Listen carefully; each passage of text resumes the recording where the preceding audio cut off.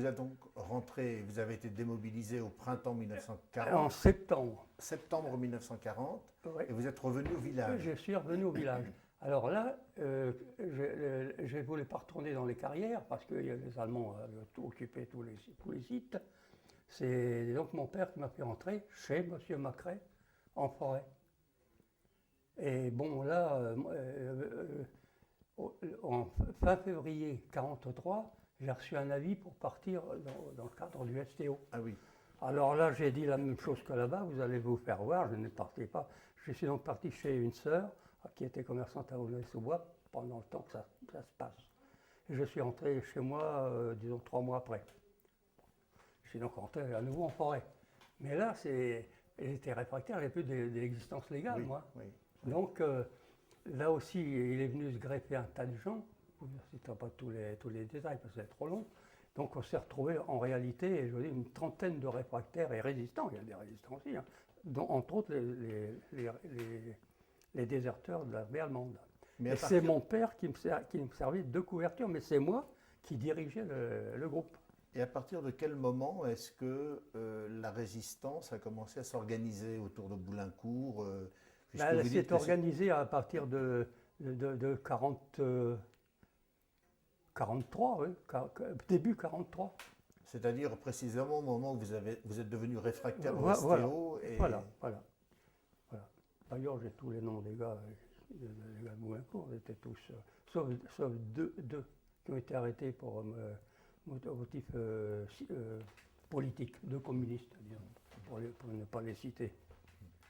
Et donc, on a passé tout ce temps-là en forêt, et 10 jours après le débarquement, moi, je me suis dit, les gars, on rentre à la maison. Je ne pensais pas que Boulincourt, ça représentait quoi, Boulincourt? C'était un petit village de rien du tout. Mais ils nous connaissaient, hein. Ils connaissaient toute l'histoire, parce que s'il fallait... enfin bref, parce que des mouchards, il y en avait, de la délation aussi, parce qu'il y a des descentes à Boulincourt plusieurs fois, hein, pour détention d'armes, ce qui était vrai d'ailleurs, il y avait des armes à Boulincourt, quand même. Et donc on a été vendu certainement par je ne sais qui, et il y a eu une descente, donc cette nuit-là, du 17 juin, ils ont envahi, ils étaient 300 ou 400, ils ont envahi le village, ils ont vidé tous les hommes. Petit village qui comportait une centaine d'habitants. Une centaine d'habitants, oui. Dont tout votre groupe de résistants, de réfractaires. Voilà. Mais en réalité, ils ne connaissaient que 6 noms. On a été nommés nommément 6 seulement, moi, etc. Mais les 14 autres, ils sont partis pour rien. C'était pas, tous ceux de la forêt n'étaient pas là, hein, parce qu'il y en a qui habitaient à l'extérieur, etc. Ils étaient rentrés chez eux. Tous les autres, les 14 autres à Boulincourt, sauf les 3 que je vous cite, là, des pauvres types qui n'avaient rien à voir là-dedans, ils ont été rappelés comme ça. Et donc 20 personnes du village 20 personnes prises sur le tas, mais les autres, les hommes, les plus anciens, etc., ils sont allés à l'école pour contrôle d'identité et tout, ça a duré un moment. Hein. Ensuite, on était parqué où Lastel à Boulincourt, le long du mur là. Ils nous ont emmenés à un lieu dit le Bosquet qui existe toujours. Ils ont même fait un petit massif, un truc comme ça, en attendant que le camion vienne nous prendre. On est parti vers 10h30 le matin. Arrivé à Compiègne. Au camp de Royalieu. Ah non, prison, il a fait un mois de prison. Parce que là, au départ, et ça a duré plus d'une semaine, hein, interrogatoire. Où sont les armes, les communistes, les réfractaires, Ce sont des soldats allemands qui vous ont arrêté? Ah oui, l'ASD. C'était pas n'importe qui, je veux dire, il y avait au moins 400 types. Hein. D'abord, à Boulincourt, on ne pouvait plus sortir, on était coincés de tout.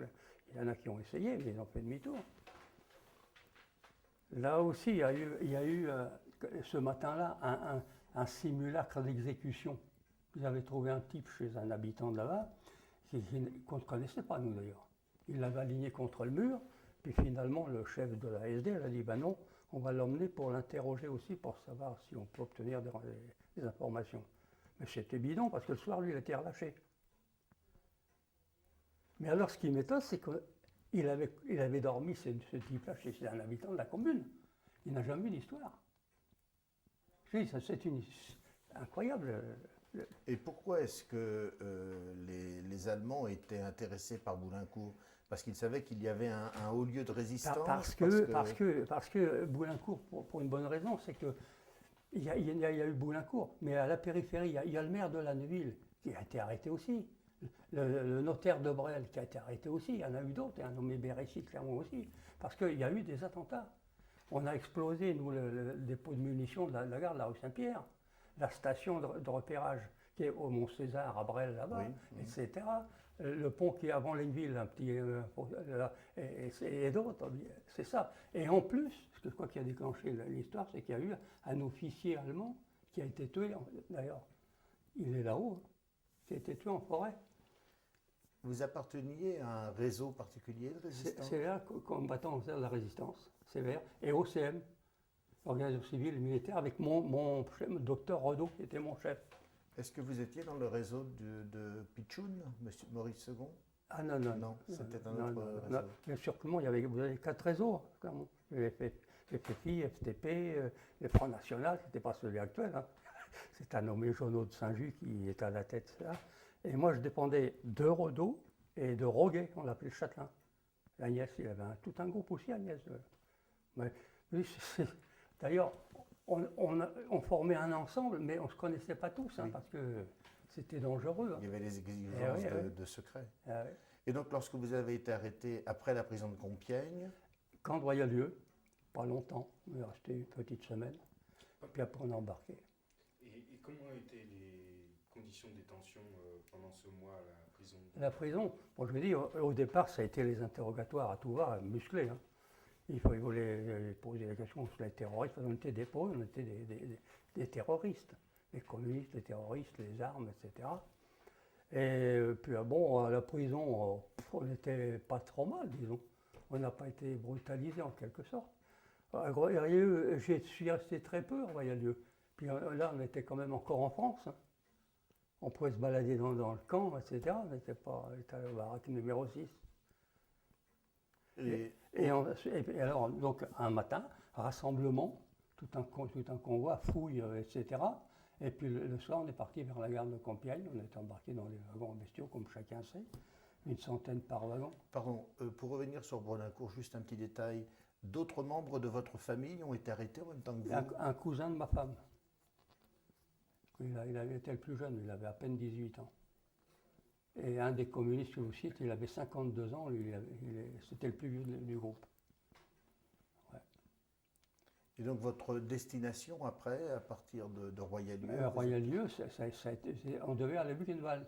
Mais compte tenu des bombardements incessants dans les gares, on s'est retrouvé donc au camp de Neuengamme, près de Hambourg là-haut. On est arrivé un soir. C'était pas triste le voyage. D'ailleurs, quand nous sommes arrivés, on ne pouvait même pas allonger les jambes dans le wagon. On était écroquevillés comme ça. Il y avait une tinette au milieu, comme toilette. Ils l'ont vidée 2 fois en cours de route, cette tinette-là. Ils nous l'ont ramenée pleine d'eau pour nous désaltérer. Donc en arrivant, quand ils ont ouvert les wagons, on s'est retrouvés devant les SS, les chiens, etc. Il y avait, je ne sais pas combien de morts, je n'ai pas compté, il y avait une multitude de morts. Il a fallu que ce soit nous qui les jettent sur le quai comme des sacs, vulgaires sacs de pommes de terre. Alors là, on s'est retrouvés dans les bunkers, qu'ils appelaient les sous-sols, des bâtiments, il y avait 2 grands bâtiments en briques qui existent toujours d'ailleurs. On s'est retrouvés là-dedans pendant un bon... D'ailleurs, on était aussi tellement serrés qu'avec la laine, il y avait un brouillard, on ne se voyait même pas à 3 mètres. On est resté, disons, 2 heures, 2 heures et demie. Et on est sorti de là, on nous a servi une soupe. Gamelle, émaillée, tu l'avais encore la gamelle. La gamelle de soupe pour 4, sans cuillère. Imaginez. Bon, ensuite, on est parti à la désinfection. On nous a récupéré tout, les alliances, les montres, même ceux qui avaient des... Vous étiez mariés? Vous aviez un enfant? Oui, j'avais une fille, qui est née en 1943. Oui. Alors là, on a passé aux douches, rasé de partout, et puis on a passé au badigeon, pour désinfecter, je crois. Et là, on a touché des fringues, enfin des habits, un paquet. La taille n'existait pas là, vous savez, il y en a qui marchaient dessus, les autres ils arrivaient au mollet. Et avec le numéro de de nos prédécesseurs décédés, qu'il a fallu nous découdre et coudre le nôtre à la place. Et ce numéro-là, il fallait l'apprendre très rapidement, parce qu'à partir de là, de ce moment-là, vous étiez un numéro, terminé. 36, Hartby en 96. C'est votre numéro. Oui. Et bon, là, on a nous aligné, parce que c'est sous-fume, c'est-à-dire sur 5, pour former un bloc. On est à peu près de 300. Et c'est comme ça qu'on s'est trouvé coupé avec le groupe de Boulincourt. Et ceux qui sont partis, ils étaient 3, 4, 5, c'est pas bien, on ne les a jamais revus. Est-ce que le fait de porter un nom et un prénom italien vous a desservi? Parce que l'Italie était... Non, a priori, non, je ne peux pas dire. Non. On a subi à peu près tous le même sort. Ah bon, après, on était dirigé vers les baraques, on nous a mis en quarantaine aussi, là. Mais en fait, quarantaine, on allait décharger les péniches au canal des gravats qui venaient des bombardements de Hambourg et qui servaient au remblai des fossés, parce que c'était un marécage où nous étions là. Parce qu'ils extrayaient la glaise pour faire des briques et des tuiles. D'ailleurs, il y a une briqueterie ils en ont fait un musée là, immense. Alors, on récupérait donc les gravats pour remblayer les trucs. Mais là, le canal, là, il suivait le mouvement des vagues. Vous savez, la marée haute et la marée basse. Il fallait absolument décharger le truc à marée haute. Alors, je vous dis que j'en ai vu, je ne sais pas combien, se balancer à la flotte, se noyer volontairement, se suicider. Hein. Voilà. Après, ils ont formé des commandos, sur des commandos extérieurs. Donc, ceux de Boulincourt, ils sont tous partis à Bremenfarge, à la base Valentin. Ce qu'on appelle commandos, ce sont des groupes de travail, tout simplement. Ah oui, un commando, ça à peu près, comme nombre, 2000 à peu près. Ceux de Boulincourt, je les ai pas revus, moi. Sauf que j'ai retrouvé les deux survivants, là. Et tous les autres sont morts là-haut. Je sais pas. Ah, certainement à Bremenfarge. Alors, moi, en arrivant, je me dois préciser, comme j'ai eu la dysenterie. Et en principe, on n'a pas le droit au réveil en arrivant. Mais je suis tombé sur un interprète, c'est un député belge. Et il m'a pris à la bonne, donc je suis rentré au Révire. Je suis resté après une 8aine de jours, et c'est pendant ce temps-là que les gars de Boulincourt sont partis à Bremenfarge. Je me suis retrouvé seul. Alors là, c'était difficile. Donc je travaillais dans les différentes corvées à l'intérieur du camp. Et donc, le commando que j'ai fait dangereux, c'est au déterrage des bombes à retardement à Hambourg. Parce que là, tous les jours, ça sautait. Hein. Qu'est-ce que vous aviez à faire, là? C'est des bombes qui n'ont explosé, il fallait les déterrer. Mais bien souvent, quand on tombait dessus, elles explosaient. C'était très dangereux. Vous aviez eu une formation pour ça? Pas rien du tout, il n'y avait pas de formation. C'est la main-d'œuvre, c'était la main-d'œuvre. Okay. D'ailleurs, on ne comptait pas pour eux, nous. On ne comptait pas, vous savez. S'il fallait raconter par le détail, le vécu au quotidien, c'est impossible. Ce n'est pas possible. Moi, j'ai vu dans ce commando-là un déporté excédé planter sa pioche dans le dos d'un capot. Il a été pendu le dimanche suivant sur la place d'Appel, devant tout le monde, rassemblé. Et avec la musique, s'il vous plaît. Oui, c'est fou. Hein. Bon, j'ai bricolé comme ça au camp pendant un temps, puis après je suis parti en commando aussi, moi, donc à Houssoume. C'est le fameux commando de Houssoume qui a été l'un des plus meurtriers.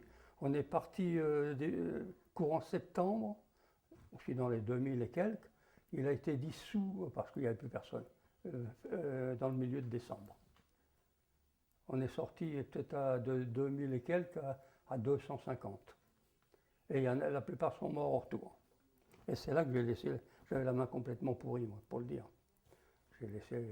Parce que vous deviez être assez costaud, enfin on le voit encore maintenant. Ah oui. En tant que bûcheron, vous avez un je physique, pense que c'est ce qui m'a aidé. Hein. Oui. C'est certainement ce qui m'a aidé. Hein. Certainement, parce que c'est fou d'avoir échappé à tout ça. Et là-bas, je peux vous dire que quand on était aligné le matin et puis le soir, on comptait au retour. Il fallait que même les morts de la journée soient ramenés au camp. Il fallait le comptabiliser aussi. S'il manquait quelqu'un, voici 1 heure, 2 heures, 3 heures sur la place d'appel. Et là, c'était l'hiver, attention, c'était moins 20, moins 5, moins 30. Mais là aussi, pour poursuivre, il y avait un tas de combines. Je vais en citer 2 qui paraissent rien. Dans les colonnes, sur 5 toujours, il fallait essayer de se mettre au milieu, pas la bordure. Parce que là, vous risquiez les coups et le froid aussi. Vous voyez, c'est un détail qu'il fallait tout de suite saisir. Et il y a des petits trucs comme ça, quand on descendait aux alertes dans les bunkers le soir, ils ne descendaient pas pour nous protéger, mais pour être libres, eux, pendant les bombardements. C'était incessant, c'était tout le temps. Il fallait, on les appelait figue alarme, ça veut dire préalerte, il fallait essayer de partir tout de suite, quand on pouvait le faire, pour en arrivant s'aligner assis le long du mur pour ne pas respirer. Parce qu'autrement, on était tellement serrés que les gars ils tombaient comme des mouches là-dedans. Et je peux aussi 2 exemples. Himmler avait donné ordre à tous les chefs de camp de liquider tout le monde. Mais notre chef, il avait trouvé, lui, une formule, c'est-à-dire, il a évacué le camp en 3 fois, en 3 convois, pour la rade de Lübeck. Là-bas, il y avait des bateaux, des rafiaux qui étaient ancrés. Et ils devaient nous transporter sur le Cap Arcona, qui est cité dans les récits, Cap Arcona. Et ils devaient nous couler. Seulement, là-bas, les Alliés n'étaient pas loin, ça survolait en permanence. Ils ne faisaient pas ce qu'ils voulaient, ça se passait en toute la nuit. Ils n'ont pas pu transborder tout le monde. Mais un jour, la DCA a tiré sur les avions.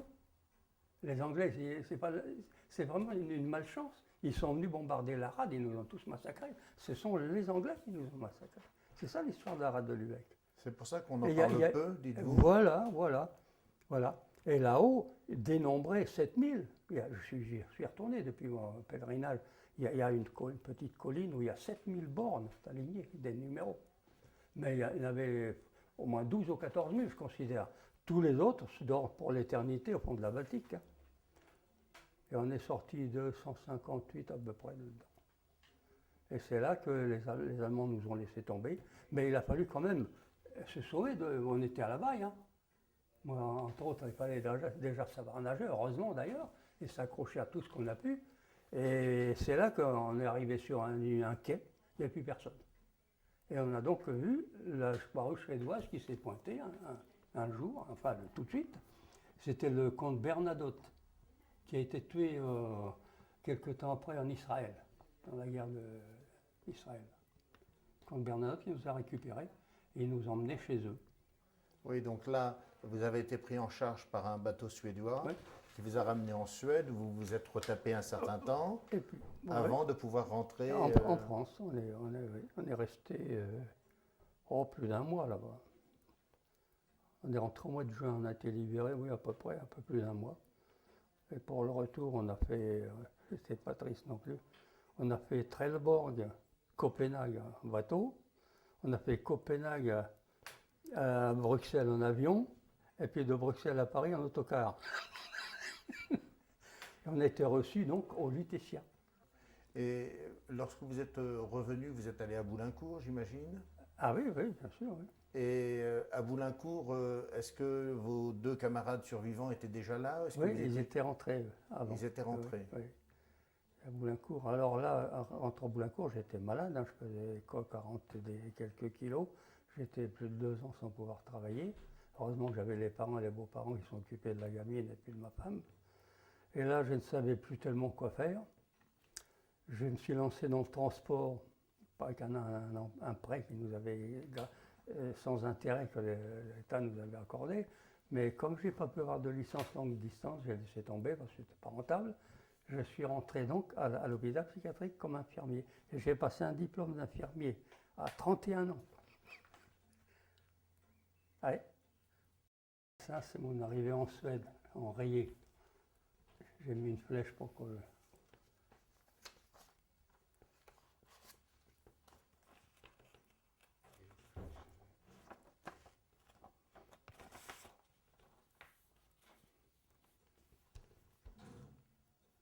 pas très visible, pas très lisible. La Suède a accueilli beaucoup de déportés autour de camps. Non, on était dans les 250 hommes, mais il y avait aussi quelques femmes. Ça, c'est le nom de tous les gars de Boulincourt.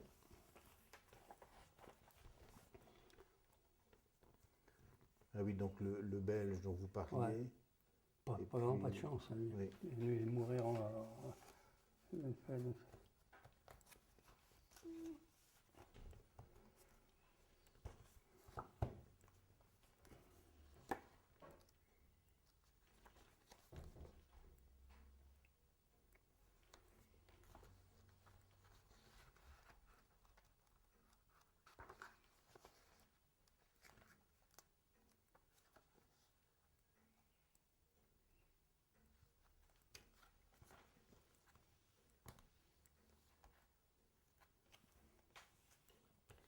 Lorsque vous avez pris votre retraite, les années de la guerre ont été comptabilisées dans votre... Oui. Le service militaire et aussi la déportation. J'ai bénéficié de 3 ans pour la retraite. D'ailleurs, j'avais 16 ans d'agriculture, j'ai fait 30 ans là. 16 ans d'agriculture plus ça, ils ne m'ont même pas tout comptabilisé. On avait travaillé pendant 47 ans. Ça, c'est l'espace qui a été écrit par le frère d'un déporté de Neuengamme. Celui-là, vous l'avez certainement vu, ce bouquin. Il a été écrit par tous les... C'est l'intérêt. Non, je ne le connais pas. Ah si, vous l'avez vu. C'est intéressant. Il a été fait par tous des résistants, avec les témoignages de résistants de l'Oise. Donc Boulincourt figure dessus, d'ailleurs. Et finalement, quel est votre sentiment après toutes ces... Mon sentiment, bon, je suis pour la coopération parce que c'est indispensable et nécessaire. Il faut oublier, il faut tourner la page. Mais on ne peut pas oublier. Et je peux vous dire, c'est une anecdote, je n'irai pas embrasser Schröder.